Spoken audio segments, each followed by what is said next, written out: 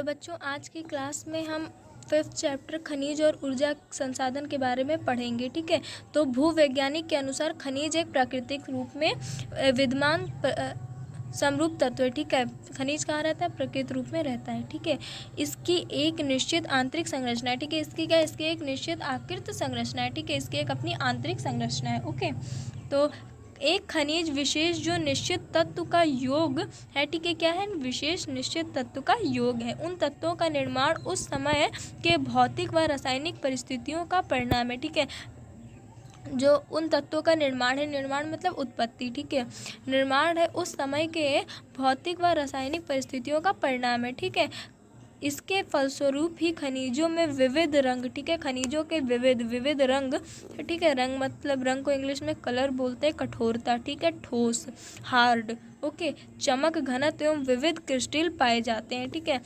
देखो इसके फलस्वरूप, ठीक है, खनिज में क्या क्या चीज़ें पाई जाती हैं ये जान लो। ठीक है, तो खनिज में रंग, ठीक है, कठोरता, चमक, घनत्व एवं विविध क्रिस्टल पाए जाते हैं। ठीक है, भूवैज्ञानिक इन्हीं विशेषताओं के आधार पर खनिज का वर्गीकरण करते हैं। ठीक है, ये कुछ चीज़ें होती हैं जिनके आधार पर खनिजों का वर्गीकरण किया जाता है। ठीक है, कि ये कितने वर्गों में है। ठीक है, तो चलो देखते हैं। यद्यपि 2000 से अधिक खनिजों की पहचान की जा चुकी है। 2000 से अधिक मतलब 2000+ खनिज की पहचान मतलब उनके बारे में जाना जा चुका है। ठीक है, लेकिन अधिकतर चट्टानों में केवल कुछ ही खनिजों की बहुता है। ठीक है, मतलब जो चट्टानों में खनिज होते हैं उनके बारे में कुछ ही है। ठीक है, बहुत किसी भी खनिज में अन्य अवयव या तत्व मिश्रण या संचलन हेतु अयस्क शब्द का प्रयोग किया जाता है। ठीक है, अयस्क के बारे में आप लोगों ने सुना होगा, जानते होंगे, 9th से पढ़ते आ रहे होंगे इन सब चीज़ों के बारे में। अब तो आप लोग हाई स्कूल के स्टूडेंट हैं।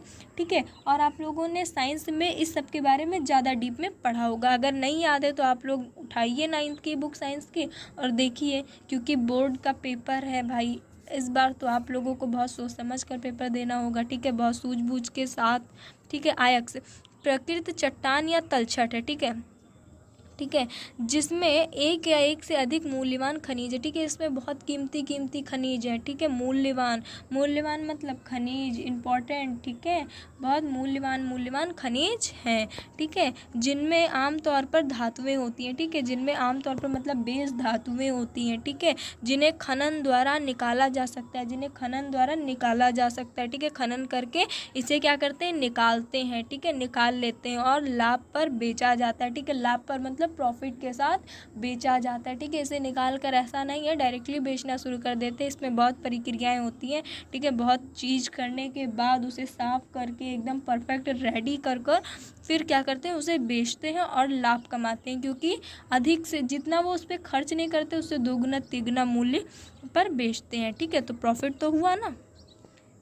देखो बच्चों, ये बहुत इंपॉर्टेंट है, इसलिए मैंने इस पर पर्सनली इंपॉर्टेंट डाल भी दिया है। मैं आपको बोल भी रही हूँ कि बच्चों इसको स्पेशली पढ़ना, अच्छे से पढ़ना, ध्यान देकर पढ़ना, ये बहुत ज़्यादा इंपॉर्टेंट है। ठीक है, खनिज प्रायः निम्न शैल समूहों से प्राप्त होते हैं। ठीक है, अरे देखो, खनिज जो होते हैं वो दरारें, जोड़े, भ्रंश या विद्र मतलब इनमें मिलते हैं। ठीक है, देखो खनिज यार कहाँ मिलते हैं? ज़मीन में, ठीक है, जोड़ों में, इन्हीं सब चीज़ों में मिलते हैं। ठीक है, छोटे जमाव शिराओं के रूप में और बृहद जमाव परत के रूप में पाए जाते हैं। क्या होते हैं? खनिज पाए जाते हैं। ठीक है, इस देखो अनेक खनिज अवसाद चट्टानों में अनेक खनिज, ठीक है, शस्त्रों या परतों में पाए जाते हैं। ठीक है, खनिज देखो कई जगह पाए जाते हैं। ठीक है, आप ध्यान से सुनना मेरी बात को। ओके, अगर देखो एक तो राइटिंग थोड़ी शायद अच्छी नहीं है।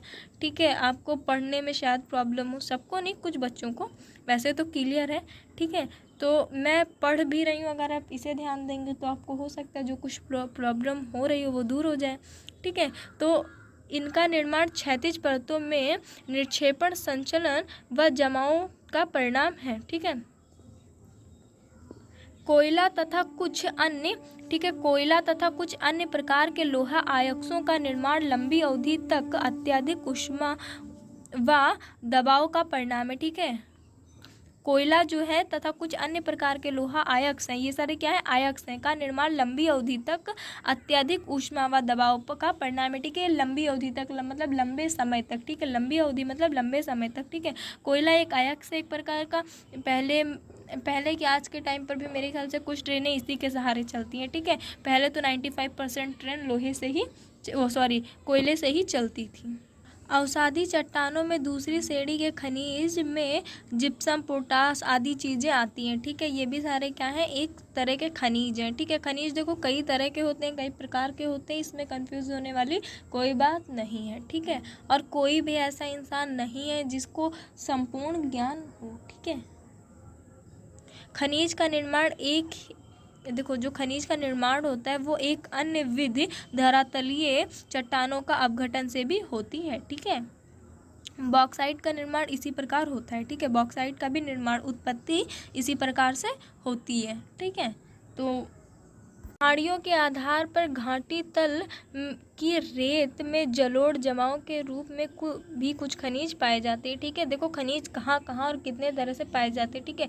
और जलोढ़ एक मिट्टी होती है, ठीक है। मिट्टी कई प्रकार की होती है, ठीक है। आप लोगों ने पढ़ा होगा, ठीक है। नहीं पढ़ा होगा तो आगे चलकर मैं पढ़ाऊँगी, कोई टेंशन नहीं है, टेंशन लेने वाली कोई बात नहीं है, ठीक है। तो पहाड़ियों के आधार पर घाटी तल की रेत में भी जलोढ़ जमाव के रूप में कुछ खनिज पाए जाते हैं, ठीक है। ये निरपेक्ष नाम से जाने जाते हैं, ठीक है। इनमें प्रायः ऐसे खनिज हैं जो जल द्वारा घर्षित नहीं होते हैं, ठीक है।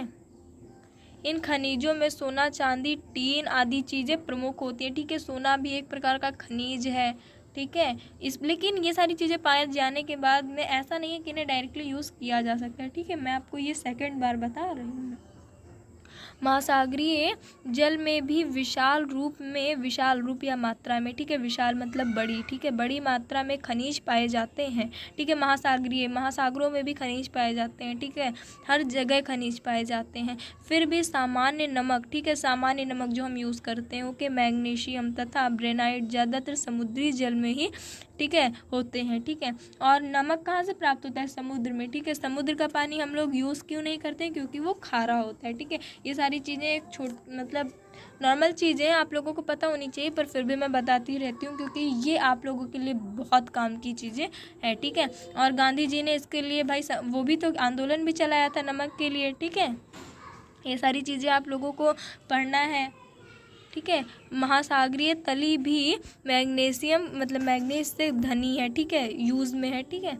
तो आज यहीं तक रखते हैं, ठीक है। इतना आप लोग पढ़ो, फिर अभी इसमें तो बहुत टॉपिक है, अभी तो समझ लीजिए एक शुरुआत हुई है, ठीक है। अभी तो सारा टॉपिक पढ़ा है जिसको मैं नेक्स्ट वीडियो में पढ़ाऊँगी। आज के लिए इतना बहुत है, तब इसको आप नोट कीजिए, याद कीजिए। नेक्स्ट वीडियो आपको बहुत जल्दी मिलेगी और प्लीज़ चैनल को लाइक एंड सब्सक्राइब कर दीजिए।